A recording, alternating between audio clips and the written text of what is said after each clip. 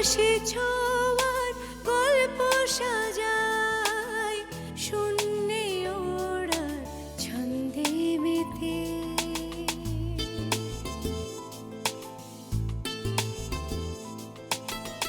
আকাশে যে অসীমের ঠিকানায় সে যেন শুধু দৃশ্য সাজায় যত গল্প ধাঁধায় হাত বাড়ালে বুঝি কেউ নেই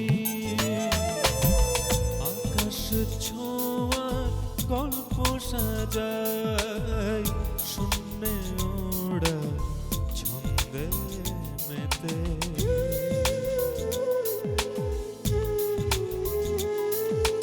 ধাওন্ত তোমার গতি ছুটে চলে অবিচল আমার আঙিনা প্রজাপতি চঞ্চল উড়ে উড়ে যায় কত অলি গলি অবিরত যত কল্প ধাঁধায় মন বাড়ালে বুঝি কেউ নেই আকাশে ছোঁয়ার গল্প সাজায় শূন্যে ওড়ার ছন্দে মেতে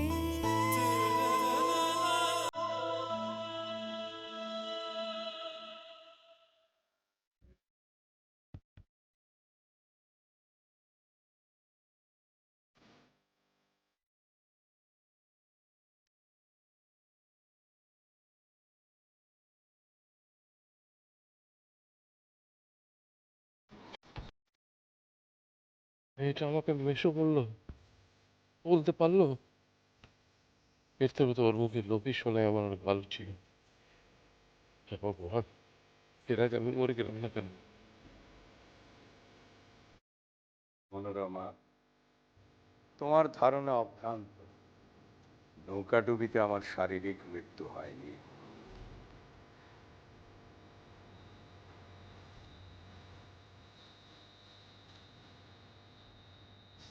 তুমি ঠিকই ধরেছ, আমি তোমার স্বামী।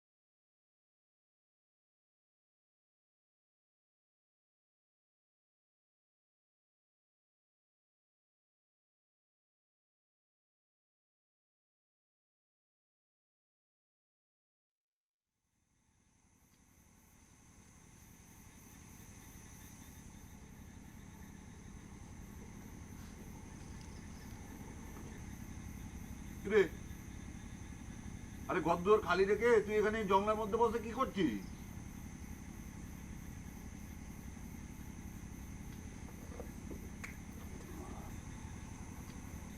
না হ্যাঁ না, আরে কি রে বললো কি তো? খবরদার খবরদার বললাম, তুমি ছুবে না আমাকে, ছুবে না। এমন করছিস কেন? কি হয়েছে? এই আনা শুন, লজ্জা করে না তোমার? লজ্জা করে না আমার নাম যে মুখে নাও? যাও এখান থেকে। যাও, যাও বললাম, যাও। একদম চিৎকার দিবি না, তাহলে একেবারে। এই কি করবি? হ্যাঁ, কি করবে তুমি?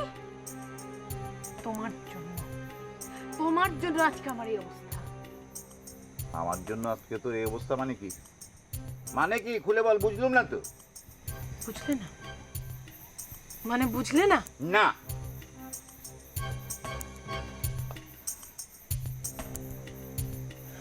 আমাকে পুরো সম্পত্তি পাইয়ে দিবে বলেছিলে না?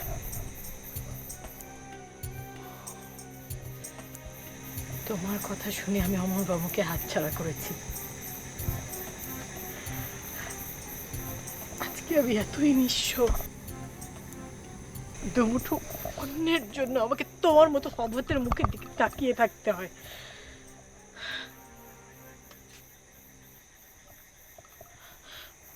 না, আমি বিশ্বাস করি না। আমার বাবা অনেক খুঁজেছিলেন। আমার সঙ্গে যার বিয়ে হয়েছিল সে অনেক আগে ঈশ্বরের কাছে চলে গিয়েছে। তোমাকে আমি কিছুই বিশ্বাস করতে বলি না, এমনকি নিজে থেকে আমি কোনো কাহিনীও শোনাই। আপনি প্রতারক। আপনাকে আমি চিনি না। না, আমি প্রতারক নই। আমাকে তুমি অস্বীকার করছো সেটা তোমার ব্যাপার, কিন্তু আমাকে আমার কর্তব্য পালন করতেই হবে। সন্ন্যাস গ্রহণের 50 বছর পর একদিনের জন্য হলেও সন্ন্যাসীদের সংসারে ফিরে আসতে হয়। তুমি আমাকে আমি কোনো কথা শুনতে চাই না। আপনি এই মুহূর্তে এখান থেকে চলে গেলে আমি খুশি হব।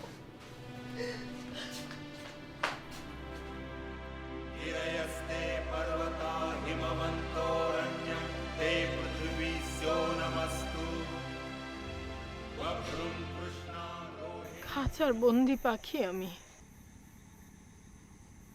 খাঁচায় বন্দি হয়ে গেলাম। আগেও বন্দি ছিলাম, আগেও খাঁচায় বন্দি ছিলাম, কিন্তু তখন অন্তত আমাকে পেটের জন্য ভাবতে হয়নি। আমার মাথার উপর ছাদ ছিল, এখন আমার সেই ছাদ ভেঙে পড়েছে। ঝড় বাদলায় আমি কোথায় মাথা গুঁজবো সেই ভাবনাই আমি অস্থির। ছি ছি ছি ছি ছি ছি ছি ছি ছি, আনা এসব তুই কি বলছিস? আচ্ছা আমি আছি না আনা। নির্লজ্জ অকর্মণ্য কোথাকার। আবার তুমি আমাকে আশার বাণী শোনাতে এসেছো।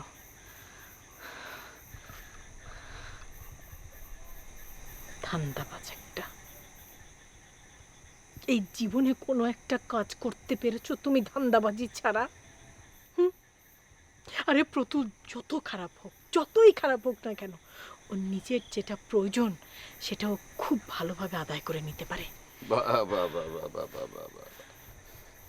সালাটা টেসে গেল কিছুদিন আগে, আর তুই এখনো তার জন্য এত উতলা হয়ে উঠছিস? হ্যাঁ, খবরদার হরদেব, খবরদার প্রতুল সম্পর্কে একটা বাজে কথা তুমি বলবে না, খবরদার বলে দিচ্ছি।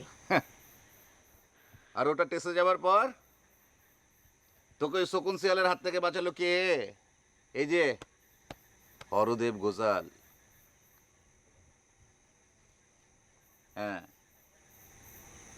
তোমাকে আমার আর দরকার নেই, কোনো প্রয়োজন নেই। আমার নিজের বাঁচার পথ আমি নিজেই খুঁজে নিতে পারবো। আমি আর তোমার চেহারা দেখতে চাই না হরদেব ঘোষাল। এই বাড়িতে তুমি আর কোনোদিন আসবে না। তোমারও যে এ বাড়িতে আর থাকা হবে না না সুন্দরী।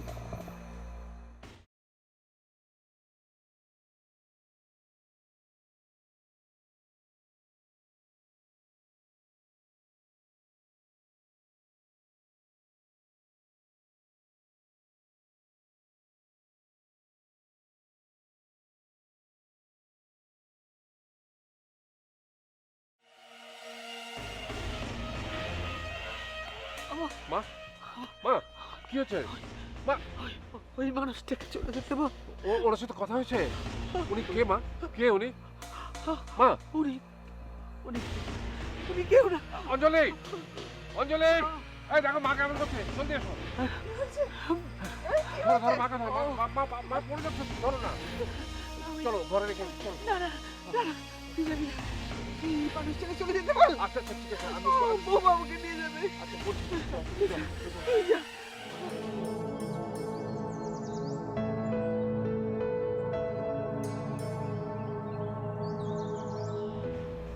সব নষ্টের মূল ওই সন্ন্যাসী না সাধু ওই বেটা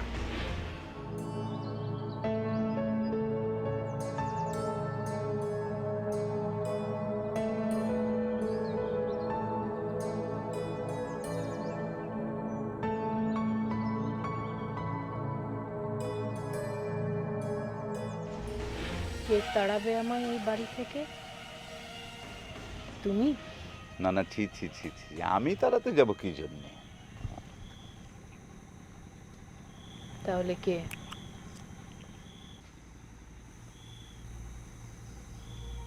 সমাজ।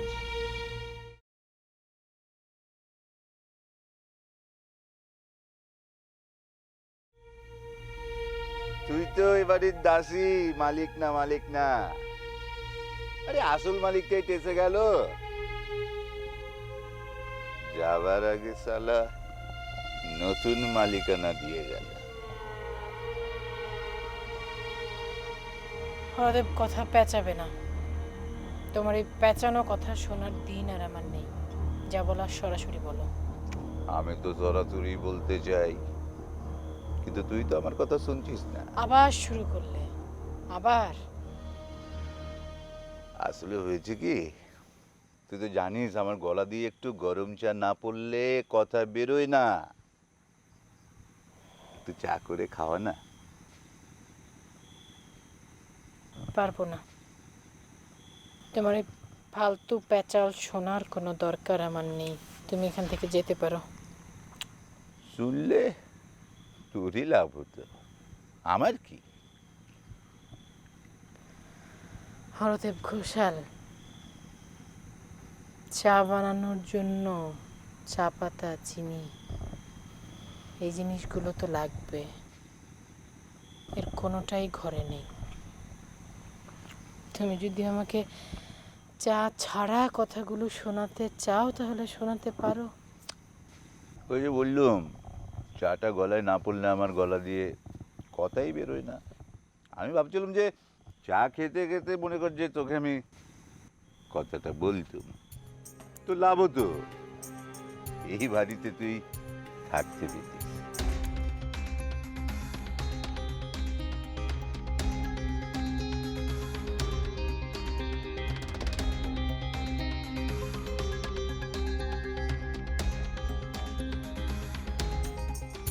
হরদেব,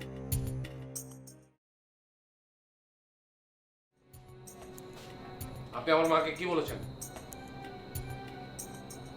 বলছি, স্থির হও, শান্ত হও। কি করে শান্ত হব? আপনি আসার পর থেকে মা ক্রমশ অসুস্থ হয়ে পড়ছেন। এসব কি? কে আপনি? আপনি দয়া করে আর রহস্য করবেন না। অনেক রহস্য আপনি করেছেন। হয় আপনার পরিচয় দিন এবং কি উদ্দেশ্যে এসেছেন সেটা বলুন, আর না হয় এখান থেকে চলে যান। আপনি এক্ষুনি চলে যান। দেখুন, আপনি একজন বৃদ্ধ এবং সন্ন্যাসী, তার সত্ত্বেও আপনাকে আমরা সহ্য করতে পারছি না। আমাদের পরিবারে এখন একটা ঝামেলা চলছে। আমি সেই জন্য আপনাকে বলছি, আপনি এখান থেকে চলে যান। অনেক রাত হয়েছে, আপনি চলে গেলে আমরা খুব খুশি হব। আমি এখানে থাকতে আসিনি অমরনাথ। আমি একটা লক্ষ্য নিয়ে এসেছি। সেই লক্ষ্য পূরণ হলেই আমি চলে যাব। সেই লক্ষ্যটাকে আপনি বলবেন একটু তাড়াতাড়ি করে?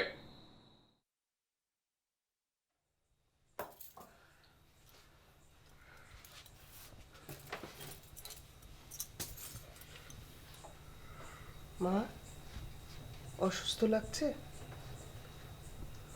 না। উনি কে মা? কেউ না। তুমি আমাকে একটু অন্ন দান করো অমরনাথ। মানে?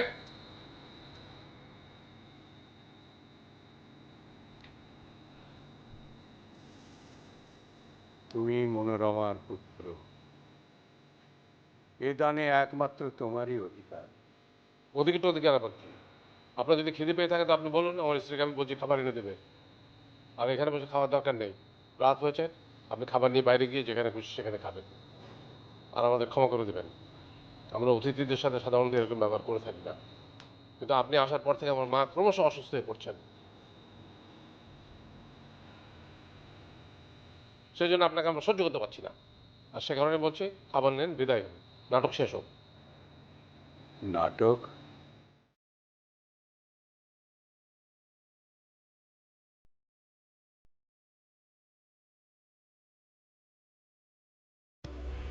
মা, আপনার কি অসুস্থ লাগছে? এ কি হচ্ছে আজ? হে ভগবান, এ তুমি আমাদের কি পরীক্ষার মধ্যে ফেললে? ঘোর বিপদ। বিপদ? হ্যাঁ বোমা, বিপদ। তুমি তুমি তাড়াতাড়ি ও ঘরে যাও। অমর হয়তো কোনো ভুল করে বসবে। কিসের ভুল? তুমি গেলেই বুঝতে পারবে। তাড়াতাড়ি যাও বৌমা, দেরি করো না, তাড়াতাড়ি যাও, যাও।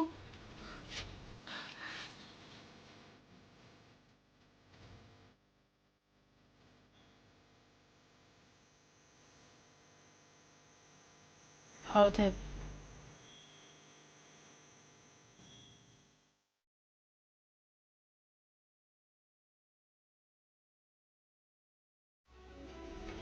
ভগবানের দোয়াই লাগে, তুমি খবরটা আমায় বলো। ঠিক আছে, বলছি।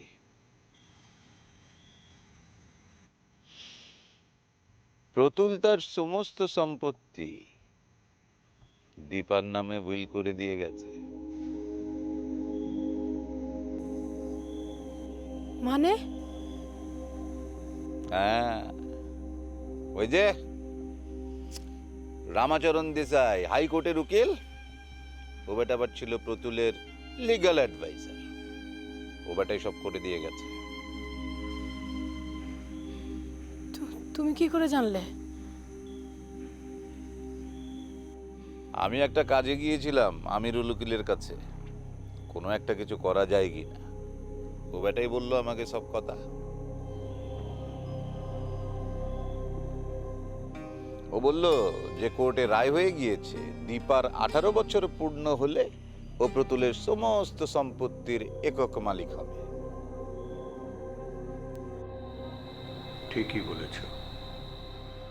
জীবন থেকে নাটক তৈরি হয়, আবার কখনো কখনো জীবন নাটককে ছাড়িয়ে যায়।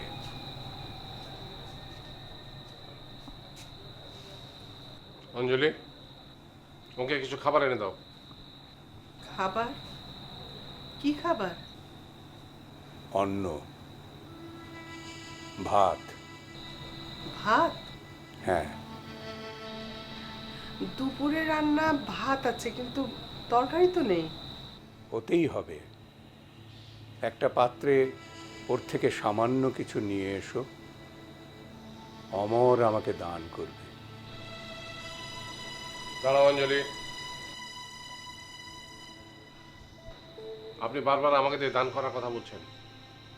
আপনি এই কথা দিয়ে কি বলতে চাইছেন সেটা যদি পরিষ্কার করে না বলেন, আপনাকে কিচ্ছু দেওয়া হবে না। কি বলছো এসব? তুমি যোগী মানুষ, ভিক্ষে দেবে না? না দিলে তো পাপ হবে। রাখো তোমার পাপ। লোকটাকে যেরকম দেখছো সেরকম সাদা সিধে নয়। এখানে আসার পর থেকে যেভাবে প্যাচ মেরে কথা বলছে তাতে স্থির থাকা সম্ভব নয়। উনি আসার পর থেকে মা অসুস্থ হয়ে পড়েছে, ওনাকে কিচ্ছু দেওয়া যাবে না। ভাই, আপনি এখান থেকে যান।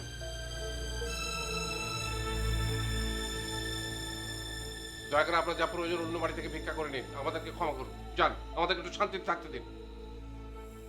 আমার চাওয়াটা খুব সামান্যই, অমরনাথ। আবার কথা বলতে শুরু করেছেন।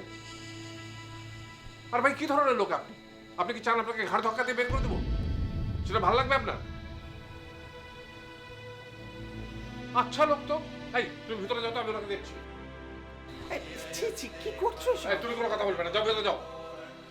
আমি